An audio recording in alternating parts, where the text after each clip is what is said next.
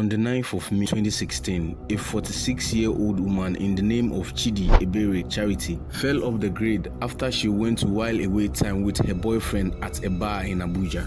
Charity was divorced by then, and she used to marry a wealthy businessman by the name Mr. David Ayedebo. Charity and Mr. David were married for 17 years and they had 4 children whom were already adults at that time of her disappearance. Charity, on the other hand, was a well-to-do rich businesswoman. Even after she divorced Mr. David, Charity gained a lot from the divorce. After the divorce, she moved into a plush apartment. This was like a new life for Charity. She was ready to explore life as a single divorced woman. It was said that Charity was very active on Facebook. It was through this Facebook she met a young man named Paul Izego, who claims to be a website designer. At this point, Charity wanted to start up a website for her business, so she came into contact with Paul, which was perfect timing for her website. From time to time, Charity will meet up with Paul to discuss on how to get her website on the go. Gradually, she and Paul began an affair, but the problem was that Paul was a young man who was in his early 20s, which implies that Paul was half Charity's age. Looking at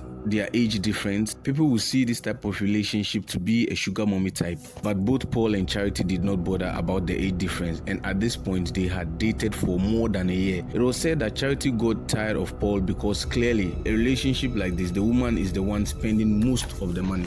It's said that Paul noticed Charity was getting fed up with him, and the money he constantly demanded were either reduced or not given to him at all. At this point, Paul realized he was going to lose Charity, maybe to another younger man or a more matured man whom Charity would love to settle down with for real. And in Paul's mind, he can't let this happen because obviously Charity is his cash cow. Paul knew sooner or later his relationship with Charity would end. That was when Paul decided to get the most out of Charity before she leaves him for someone else. On May 10th, 2016, Paul took Charity to a bar to have a drink, chill and unwind and gab more about their relationship moving forward. For Charity, it was a normal outing, but for Paul, it was a calculated plan to get Charity drunk to the point where she would need someone to get her home. And yes, Paul's plans worked. Charity was so drunk at the bar. Paul then took Charity home and called a friend of his named Emmanuel to come, and he ordered Emmanuel to take Charity to another area called Kabwa to get rid of Charity. Emmanuel did what he was told. He took Charity to an area in Abuja where he dismembered Charity into little pieces and stored her body in separate plastic bags. He then drove miles away to another area in Abuja where he dumped the 2 plastic bags containing Charity's body in a river. Now, Paul quickly gained finances to Charity, her car, her phone, and all her valuables. 2 days after they had unalived Charity, Paul posted on Charity's FB page, captioned with a picture of Charity, that she was going on a road trip, so Charity's friend and family knew Charity was on a road trip. This was all calculated plan to let Charity's family members know that Charity was on actual road trip. Meanwhile, Charity was already unalived at that moment. Even after this post, people like Charity's subordinate who helps with Charity's day-to-day running of her business could not reach her, yet she could post on Facebook. This kind of looks strange and unlike Charity. Friends and relatives went to her apartment to do some welfare checking on her, but the door was locked from outside and her car was also gone. This made it seem that likely she must have been on the road trip she posted on Facebook. But what kind of road trip would make you not pick calls to talk to your children, your sisters, your ex-husband, and even your subordinate? This looked weird. So now the family had to involve the police. The police forced their way into Charity's apartment. Upon breaking down Charity's door, they realized that Charity's clothes were still there, and Charity had a soup which was placed in the kitchen. This obviously looked strange and weird because if truly Charity was going on a road trip, her things should be packed and the soup should be stored in the fridge nicely, but it was there at the kitchen, staring right at the police people, and her clothes were still intact. Before this incident, Charity months back felt that she was unsafe, so she requested that a CCTV camera should be placed around her apartment complex because it was termed that Charity was at the point scared of her life that somebody would want to try to hurt her. At this moment, Charity's family members haven't heard from Charity. Then some scavengers who were ravishing around the dump site came across 2 bags. In their mind, they thought they've hit something really wealthy or something which was really important. To their horror, when they opened this bag, it was the remains of a mutilated body. They quickly called the police. So then the police went to this place to check out the body that was in this bag. And in their mind, Charity's story had blown all over the place. So they requested that the family should do a DNA test on this body to find out if it was really Charity or not.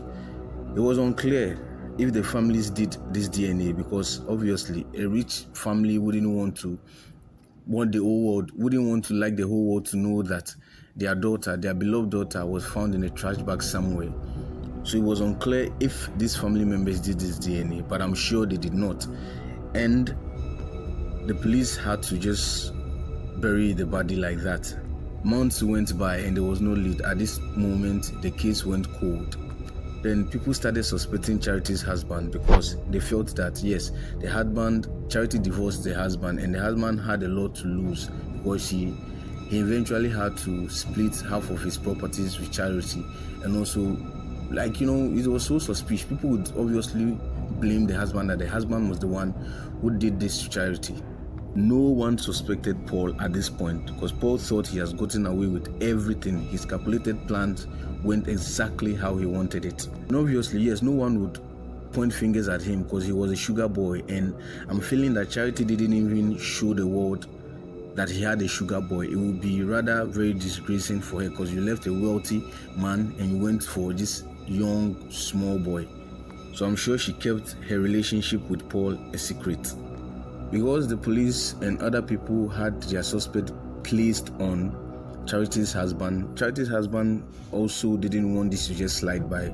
So he contacted Charity's family and the police, and they started doing their investigation on a low tone, an underground investigation out of the public's eye. Eventually, the police figured Charity had a sugar boy called Paul. After 3 years that Charity had passed on, the family tracked down Paul by tracking down Charity's car from a driver who led them to his Oga, and finally the Oga led them to the seller. And this seller happens to be no one other than Paul. Paul was in Benin City by then. When police apprehended Paul, they found out that truly Paul was in a lovely relationship with Charity, and they found some of Charity's belongings at Paul's end. So it was obvious that Paul was the one who did this to Charity. Then Paul then led the police to his partner in crime, who is Emmanuel, the guy whom Paul ordered to take Charity to an unknown place to get rid of her. Finally, Paul cracked and he confessed. Let's listen to Paul's confession. Many of them? Two. And we have plans for it already. For how long have you been planning? Sorry. Just 2 days. Just 2 days. Yeah. We can tell from his confession that all what he did was premeditated. The fact that he was going to lose Charity meant a lot because Charity was his cash cow. He can't stand the fact that he will not be getting his money, he will not be getting this lavish spending, he will not be getting all of these goodies from Charity. He needed to do something so as to gain a lot from Charity before Charity would eventually leave him. So he couldn't come up with any other plan. He could as well as scam Charity by faking some, threatening to tell the whole world or getting pictures or something, but he just went the other way around by unaliving Charity. This is the extent that people can do just to make money. People can go just to have luxury. Humans are not God. Like, humans are not machines. Even machines makes mistakes. Humans are weak. When somebody gets emotionally drained, they can do something stupid at that moment, then later they realize, oh, I fucked up. So this clearly shows that we shouldn't trust anybody, and we should just keep focused and hope that we don't encounter people such as Paul in our lives, whom they will just want to take advantage of us and just move on. This is Twisted True Crime. Let me know under the comment section what you think should happen to Paul. Should he be given a life sentence, or he should be hanged, or done with a firing squad or something? Thank you.